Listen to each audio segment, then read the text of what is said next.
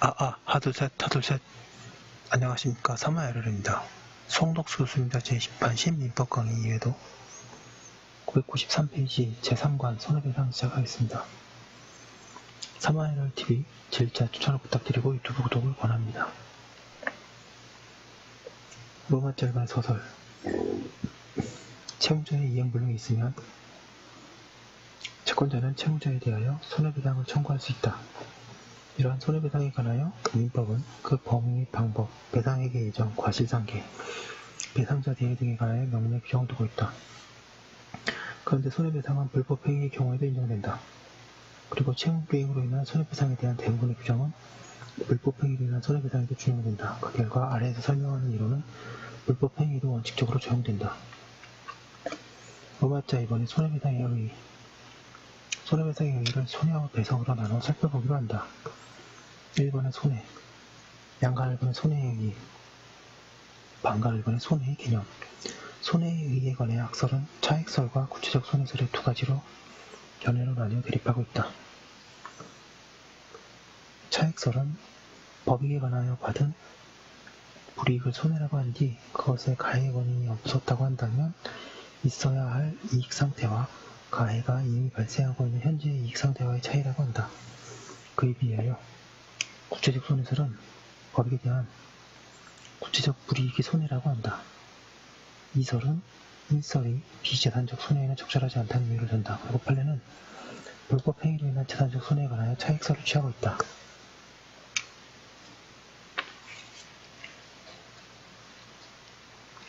(994페이지) 양가로 기억. 불법 행위로 인한 재산상 손해는 위법한 가해 행위로 인하여 발생한 재산상 불이익, 즉 그 위해 행위가 없었더라면 존재하였을 재산 상태와 그 위법 행위가 가해진 현재의 재산 상태 사이 차이를 말하는 것이므로 손해액을 산정함에 있어서는 먼저 위법 행위가 없었더라면 존재하였을 재산 상태를 산정해야 할 것인데 위법 행위가 없었을 경우에는 재산 상태를 산정함에 있어서 고려할 사정들을 위법 행위 전의 여러 정황을 종합한 합리적인 추론에 의하여 인정할 수 있어야 하고, 당사자가 주장하는 사정이 그런 추론에 의하여 인정되지 않은 경우라면 이런 위법행위가 없었을 경우에 재산 상태를 상정하는 데 참석할 수 없다. 양가는 이외에 위법행위가 있었다 하더라도 그로 인한 재산 상태와 그 위법행위가 없었더라면 존재하였을 재산 상태 사이의 차이가 없다면 다른 특별한 사정이 없는 한 위법행위로 인한 손해가 발생하였다고 할 수 없다. 보험계약자 등이 피보험자가 선백에서 발생한 총기 유발 사고로 상해를 입었음에도 양망 작업 중 사고로 상해를 입은 것처럼 허위신고하여 보험회사가 하여금 피보험자에게 보험금을 지급하게 한 상황에서 보험사고 경위를 사실대로 피고하였더라면 이 총기 유발 사고로 인한 상해는 보험약관상 보험사고의 엄상지에 해당하여 보험회사는 피보험자에게 보험금을 지급할 수밖에 없었고 보험사고 경위의 허위신고가 그 자체로 절차의 엄격한 준수가 요구되는 법령 위반에 해당한다는 등의 특별한 사정이 보이지도 않으므로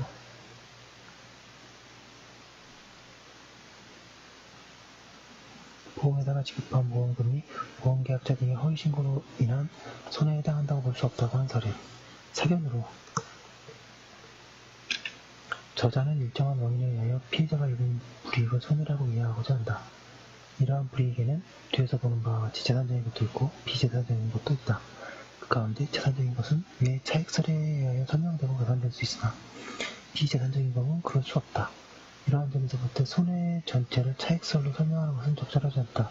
그렇지만 재산적 손해는 차액설에 의하여 계산하기도 무방하다. 방가로 2번의 규범적 손해. 어떤 가해 원인에 의하여 피해자에게 피해가 생겼는지 그것이 손해배상이 아닌 다른 방법으로 전보되어 피해자가 재산 상태가 가해 전후에 차이가 없는 경우 손해가 존재하지 않는가? 그에 관하여는 그러한 경우에도 손해가 존재한다고 하면서 그것을 규범적 손해라고 하는 견해가 주장된다. 이는 본래 손익상계의 문제인데 그 이전에 손익성립에서 다루는 것이다. 이와 같은 주장은 타당하다. 그리하여 가령 어떤 자가 치매행위를 당하였지만 치료비는 의료보험에 의하여 지급받고 그의 의무 제공이 없었음에도 불구하고 임금을 지급받았을지라도 그는 손해를 입은 것으로 된다. 이와 같은 규범적 손해가 인정되려면 두 가지 요건을 갖춰야 한다. 첫째로 피해가 가해자에 의해서가 아니고 다른 방법으로 전보되어 피해자에게 재산적인 손실이 존재하지 않아야 하고, 둘째로 그러한 전보에 기하여 가해자가 면책되지 않아야 하는 법적인 평가가 인정되어야 한다. 우리 판례도 규범적 손해의 결과를 인정하고 995페이지에 있는 것으로 이해된다. 양가를 이번에 손해의 종류. 손해는 여러가지 표준에 의하여 종류로 나눌 수 있다. 방가를 1번에 재산적 손해, 비재산적 손해. 재산적 손해와 비재산적 손해를 어떤 표준에 의하여 구별할 것인가에 관하여 두 가지 견해가 대립하고 있다. 그중 하나는 침해되는 법익을 기준으로 하는 것으로서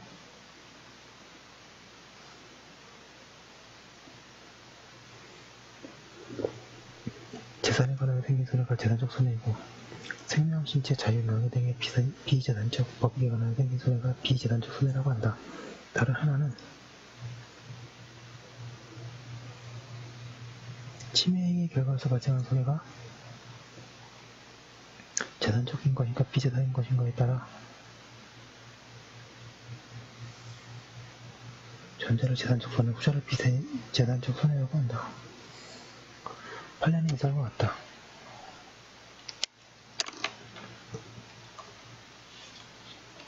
사견.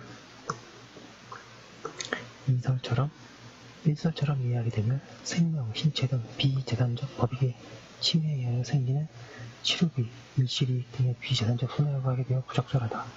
그러므로 이설 및 판례처럼 손해, 즉 불이익을 기준으로 하여 그 가운데 재산적인 것을 재산적 손해라고 하고 비재산적인 것을 비재산적 손해라고 한다.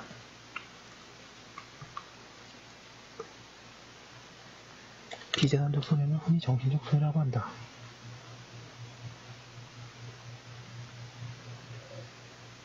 그러나 그것은 정확하지 않다.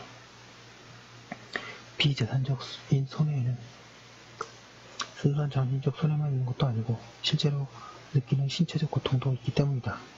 그러므로 이들을 포괄하는 용어로서 비재산적인 손해가 더 적당하다. 한편 이와 같은 비재산적 손해에 대한 배상을 위자료라고 한다. 방가를 이번에 적극적 손해와 소극적 손해. 손해 가운데 기존의 이익의 멸실 또는 감소로 인하여 생긴 불이익이 적극적 손해이고, 장래 얻을 수 있는 이익을 얻지 못한 것으로 인하여 불이익이 소극적 손해이다.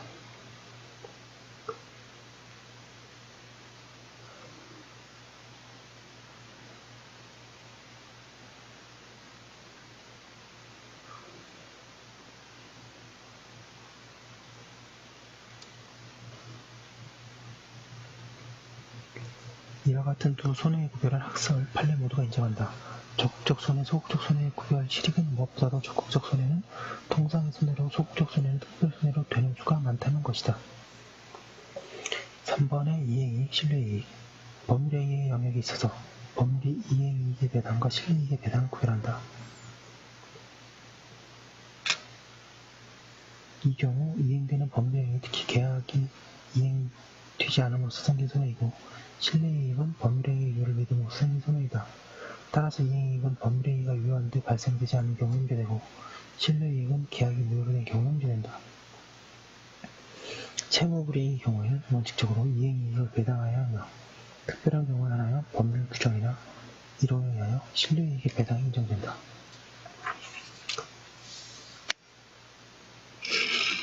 996페이지 이행이익, 실뢰이익의 구별에 대하여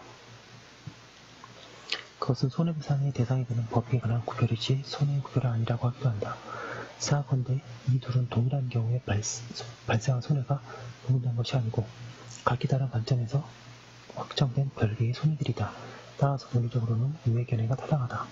그러나 법률이 이 구별을 인정하고 있기 때문에 현실적으로 반드시 필요한 구별이다.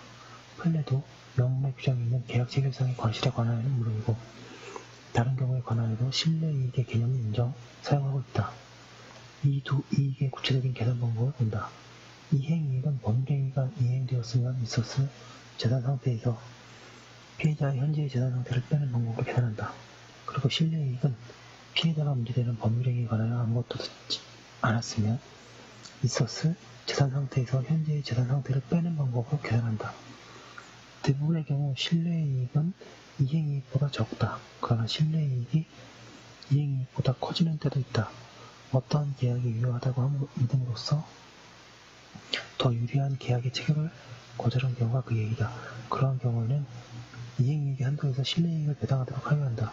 그렇지 않으면 채무 불이행을 한 자는 그가 이행한 경우보다 더 큰 손실을 입게 되어 부당하기 때문이다.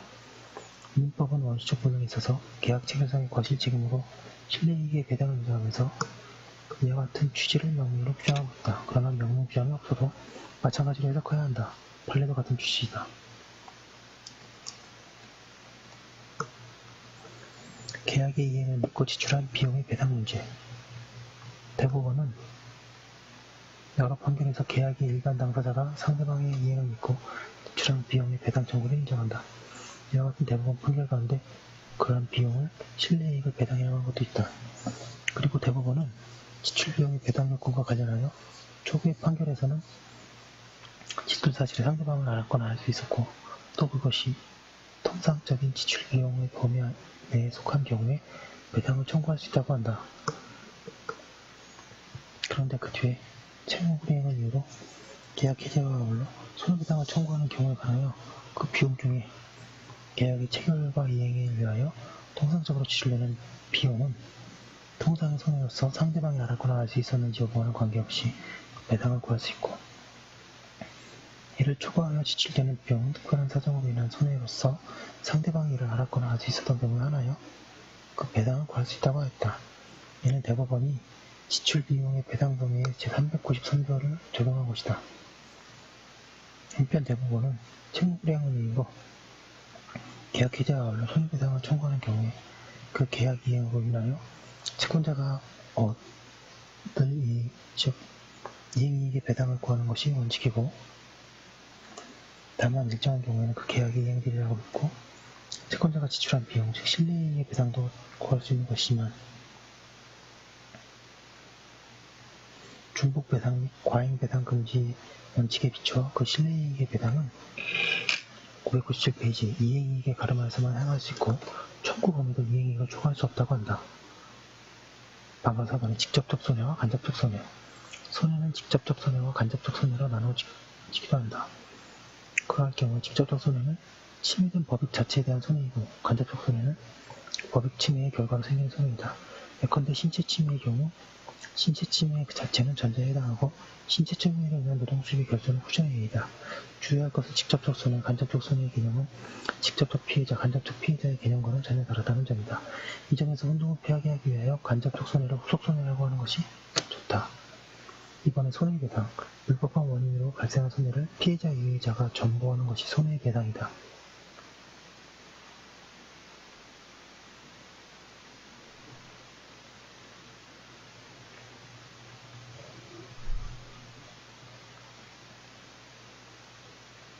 민법은 적법한 원인으로 인해 생긴 손실을 전부하는 것은 배당이라고 하지 않고 보상이라고 한다. 손해배상, 손실보상 이렇게 외우시면 좋습니다. 여기까지 한 걸로 두고 다음 거 이어서 하도록 하겠습니다.